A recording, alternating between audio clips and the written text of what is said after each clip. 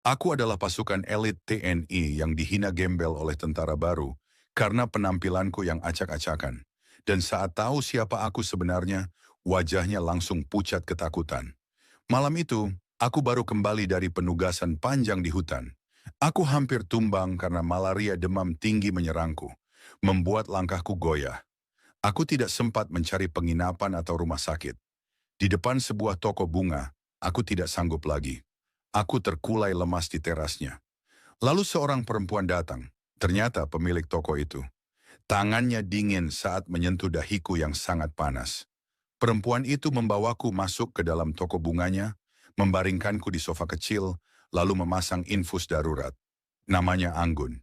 Ia lulusan keperawatan yang banting setir jadi penjual bunga.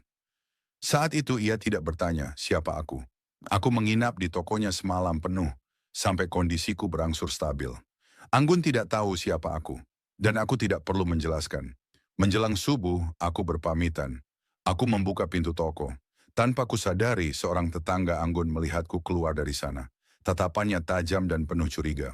Aku pergi tanpa tahu bahwa kepergianku menjadi awal masalah bagi Anggun.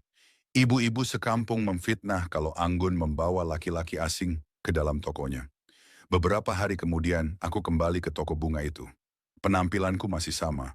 Rambut gondrong, brewok tebal, pakaian lusuh penuh lumpur sisa tugas. Aku datang untuk membayar biaya perawatanku, tapi Anggun bilang ia ikhlas menolong. Tidak lama kemudian, muncul seorang cowok yang tampak gagah. Ternyata mantan kekasih Anggun yang merupakan tentara dengan pangkat Letnan II. Namanya Dava.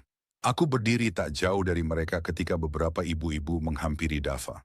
Dengan suara sengaja dikeraskan, mereka menceritakan gosip bahwa Anggun memasukkan laki-laki ke dalam tokonya dan bermalam hanya berdua. Dava tertawa mengejek. Dengan nada merendahkan, ia mengatakan bahwa selera Anggun memang cocok dengan gembel sepertiku. Ia menyebutku sampah masyarakat. Ia bahkan menyuruhku membersihkan sepatunya dan memberiku uang. Tanganku mengepal. Ia tidak tahu kalau orang yang ia hina gembel ini juga seorang tentara dari pasukan elit dan pangkatnya jauh lebih tinggi, yaitu mayor. Aku menatapnya tenang.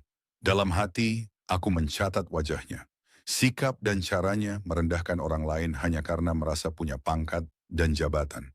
Dan saat ku bongkar identitasku, beginilah reaksinya.